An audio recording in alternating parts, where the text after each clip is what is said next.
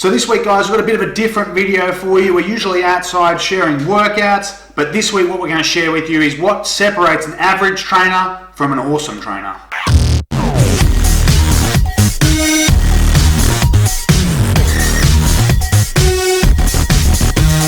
We help personal trainers grow their business.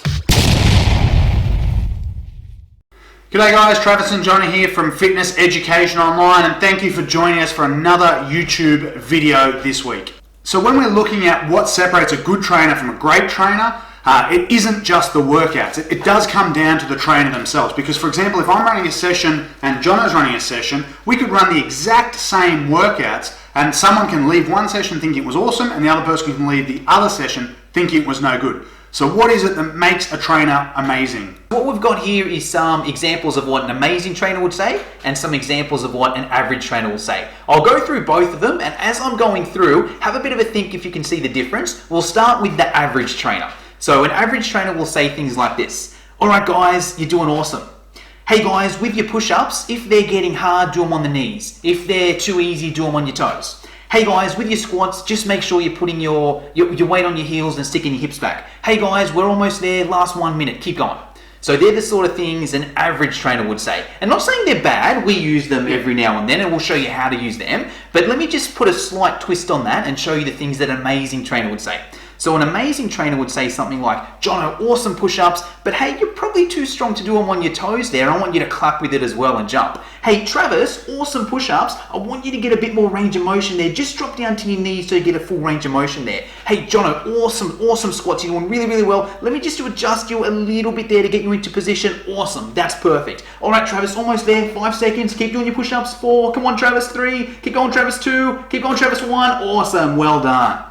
So, they're two different things there. Can you pick what's going on? If you can pick the subtle differences there, just comment below and let us know. The awesome trainer is using sort of 3 key differences. And I mean, ultimately they're only pretty subtle, but they are important for when someone finishes the session on how they feel about the session. So the things that we're using there for the awesome trainer is 1, we're using the client's name as often as possible. The second thing we're doing is we're providing individualized motivation. So not only is it, all right, Jono, or all right guys, keep it up. It's individualized to the person using their name, trying to motivate that individual person. And then the other thing that we're using is the individual progression and regression. So the people feel like they're getting more personal service. So it's not just, all right everyone, if it's too easy, go on your knees. If it's too hard, make it a clap push up. What we're doing instead is, all right, you know what, Jono, you're looking pretty strong there, so let's try and make them those plyometric push-ups. So you're giving that sort of individual feedback for every single person in your session. And look, with those things we're saying, the average trainer is saying, we're not saying they're bad, we use them every now and then, they've got their place, but the issue arises when your whole class is that. If you're running a whole class and there hasn't been any sort of specific feedback there, that's when it becomes an issue. And if you're someone like me, obviously I've got this down to a science, right? I'm not the average person. But if I went to a class there and that trainer didn't use my name or they didn't give me any specific feedback, I'm not coming back. Right? Now, obviously, it's a bit different for me being a trainer. I've got this to a science. But what's going to happen with your average person is they're going to walk out of their class and they're not going to say, oh, the trainer didn't use my name, I'm not coming back. But they'll walk out of the class and be like, hey, it was okay. Maybe I'll come back, maybe I won't come back. But if it was an amazing trainer doing all those little 1%ers, they'll walk out of their class and they'll notice little things. Oh, yeah, it was awesome. Yeah, it was really good. They gave me some specific tips. No one's ever told me that before. No one's ever given me that one-on-one attention in a group class. Oh, he even knew my name. All these little things there, they're subtle, but those little 1%ers add up. I think when a client's leaving a session, what they're going to feel ultimately is that connection.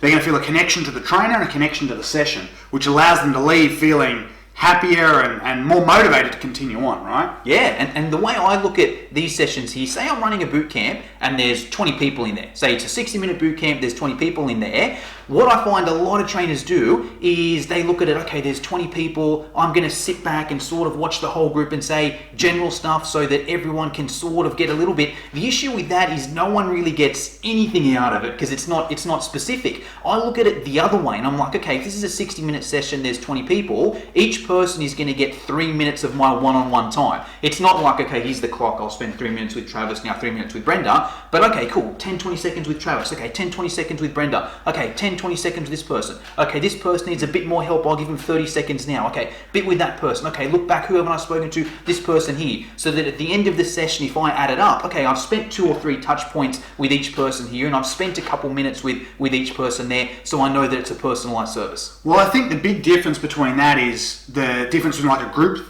a group fitness session and your boot camp, right? Your group fitness session, your spin class, you stereotypically got the person on the bike at the front of the class yelling instructions to the rest of the room, right? Whereas this, with a boot camp, you've got that opportunity to go and walk and move yourself next to your participants, next to your clients, so you can create those better bonds and better connections, which increase the motivation, increase your retention, all those sort of things as well, right? Alright guys, so that's the end of this week's video. If you enjoyed it, don't forget to hit like and subscribe to our channel. They're just 3 simple tips about separating, an okay trainer to a great trainer and an awesome trainer. If you're interested in that sort of stuff, we've got a course which is full of tons more tips, not just 3, there's plenty in there. And not only tips on how to be a better instructor, it incorporates the whole bootcamp aspect, what workouts to do, what games to play, what drills to use, how to structure it, how much to charge, where to train, how to market, how to use social media, everything you can possibly need. If you're interested in taking a bootcamp to the next level, the link will be in the description below.